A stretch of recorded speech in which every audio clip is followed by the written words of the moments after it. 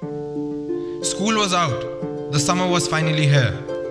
As I boarded my flight from Washington Dulles Airport, having had just completed my freshman year at the George Washington University, I was heading home to New Delhi, India. I was super excited to see my family, hang out and catch up with old friends, and basically just have a relaxed summer. All of a sudden my dreams were shattered. A huge calamity had hit my home state of Uttarakhand. Places once so familiar and a symbol of my childhood and growing up no longer existed. Everything had washed away in floods. Everything had been destroyed. My heart ached as I saw the devastating pictures on the TV and social media. I was stunned. The place that I'm standing at right now is referred to as Devbhoomi by Indians, which in English translates to land of the gods. I'm in the hill state of Uttarakhand in northern India. Not only is this place known for its pristine beauty, as it is surrounded by the beautiful Himalayan range, but it is also known for its spiritual grandeur, as it is home to many temples and the holy rivers of Ganga, Yamuna and many more. The regions of Yamunotri, Gangotri, Kedarnath and Badrinath, which are famously known as the Char Dham pilgrimage centers, are visited by thousands of devotees each year from around the country and the world. The pilgrims undertake an arduous journey, trekking on foot, in palanquins, and on mules. The Char Dhams remain as a lifetime cherished dream for pilgrims.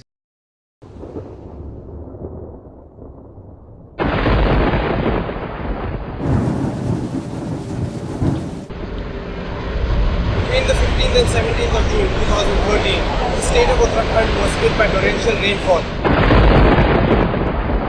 that led to major flash floods. The rapidity and the sudden violence of the rivers, accompanied with landslide, greased the roads completely and disrupted lives for thousands of people.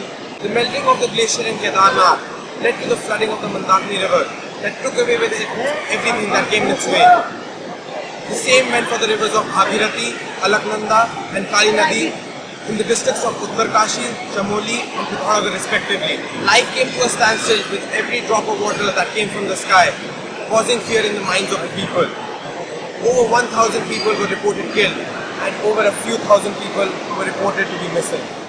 Houses collapsed due to the inundation of the rivers, while roads were damaged by the landslides as the mountains came crashing down. There was chaos all around. The pilgrims panicked and life came to a standstill. The whole nation was shocked due to the intensity of the catastrophe. Over 2,000 households were damaged, over 1,500 roads had been breached, and over 150 bridges were washed away due to the floods. Flash floods in one of the major rivers of the region, Bhagirathi, destroyed villages and the township in the district of Uttarkashi. A cloudburst in Badrinath flooded the Alaknanda river, which destroyed Govind Ghat, a base township en route, the holy shrine of Hemkund Sahib. The peace and tranquility which made Uttarakhand a safe haven for pilgrims and tourists was reduced to a rubble. Mounds of debris were deposited on lush green landscapes. The Char Dhams had borne the brunt of nature's fury. All festivities ceased and silence prevailed all over.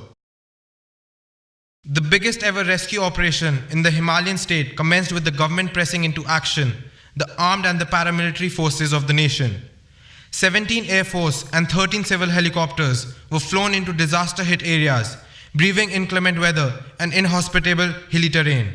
The choppers landed on makeshift helipads, sometimes landing on hill cliffs to rescue the trapped pilgrims. Makeshift bridle paths were also constructed along these routes. Approximately 100,000 pilgrims stranded at different locations in the river valleys on the Char Dham routes were rescued and sent to safe places. Food and water, free transport was provided to the pilgrims to travel back to their homes. The head of the state of the government of Uttarakhand monitored the rescue and relief operations in person. अच्छा आप लोग जो ऋषिकेश जाओगे वहाँ से train का भी ticket मिलेगा अच्छा सरकार की तरफ. The narrow gorge of the Kedar Valley was the hardest hit. This is not only difficult to venture into, but also hazardous due to its difficult terrain. However, the first pilot to brave the valley was Captain Bhupender. I had the chance to meet him and get a first-hand account of his experience during the rescue operation. I have Captain Bhupender with me, who's been carrying out rescue operations in this region for the last 1 month. So let's just talk to him and try and get a general sense of what he's been through the last 1 month and how this whole experience has been for him. So Captain, could you just give us in 2 different parts, what was it like rescuing the pilgrims in the first half and then the locals and the relief in the second half? I have been involved in the rescue operations from day 1, that is from 17. It was still raining. We went up till Rambada and we got the shock of our life. Rambada is about midway between Gaurikund and Kedarnath. It took about 5 to 6 days for us to finally get Kedarnath empty.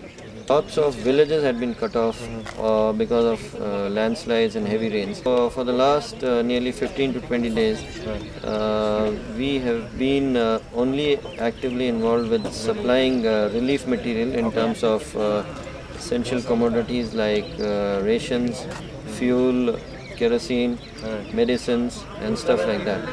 After a month of the calamity, I decided to visit one of the 5 major disaster-hit areas to have a first-hand experience of the extent of the damage. I was determined to assess the way the local people dealt with their hardships and also the measures being undertaken by the government in making relief provisions to all the disaster-hit villages. Today we are at the Dehradun Helidrome and we are about to take off for Uttarkashi, and we are basically trying to go there and assess the situation, what it is presently like. It's been 1 month since the disaster struck the state, and I'm here today with my team of cameraman Prince Nitin, research editor Mr. Vipin Kumar, and the director Dr. Hemant Bhardwaj.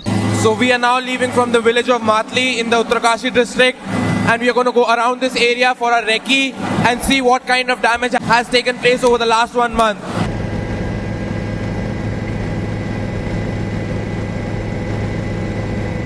As you can see down below, there has been major devastation caused by the floods, and you can see the landslides on the both sides of the river. There have been houses that have been damaged, and you can sort of see the river. It has widened in certain ways. The kind of landslide that you have just seen right now, this is the extent of the devastation that has taken place in this area.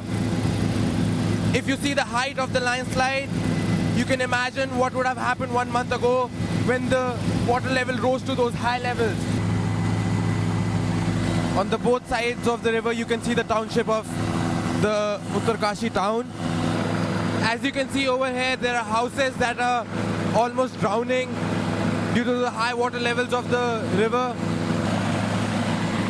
Destruction all around, and you can see that the bridge has, well, not even partially, but more than partially been damaged. It has been broken.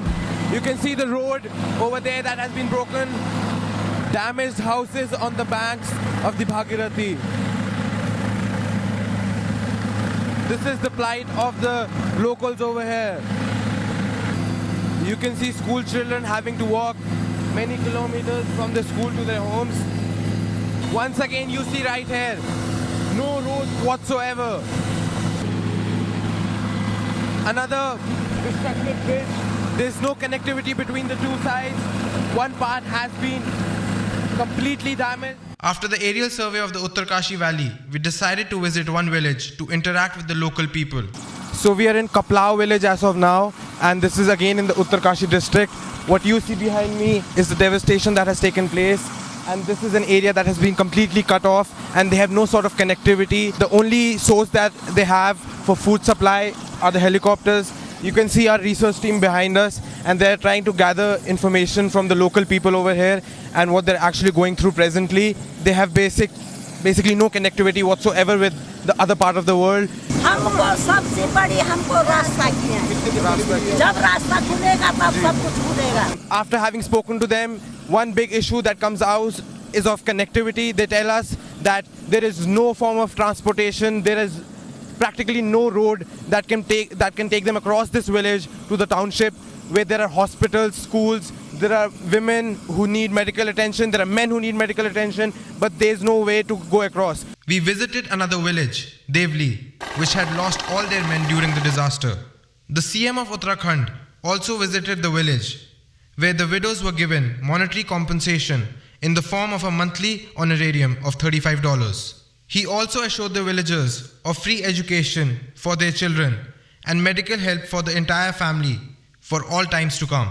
This approach was adopted for the entire state to alleviate the sufferings of the local people.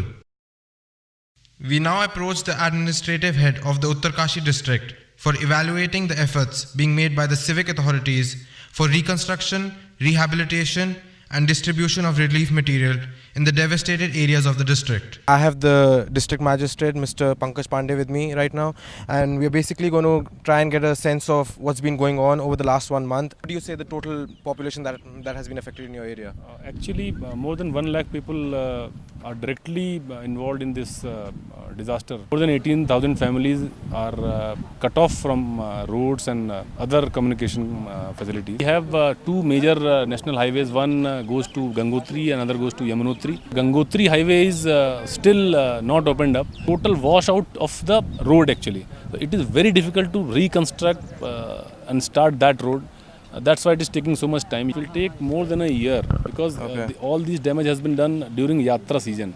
So our Yatra season, which is people are coming to Gangotri and Yamunotri for these days till November month. Our economy, our people's basic business and all, everything is damaged. As Mr. Pandey said, it is going to take around a year for everything to stabilize.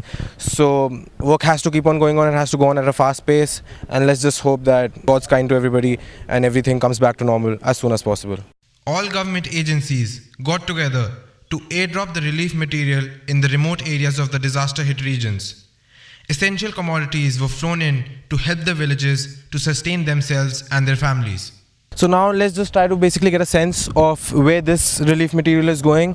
It's being transported by these choppers to different areas.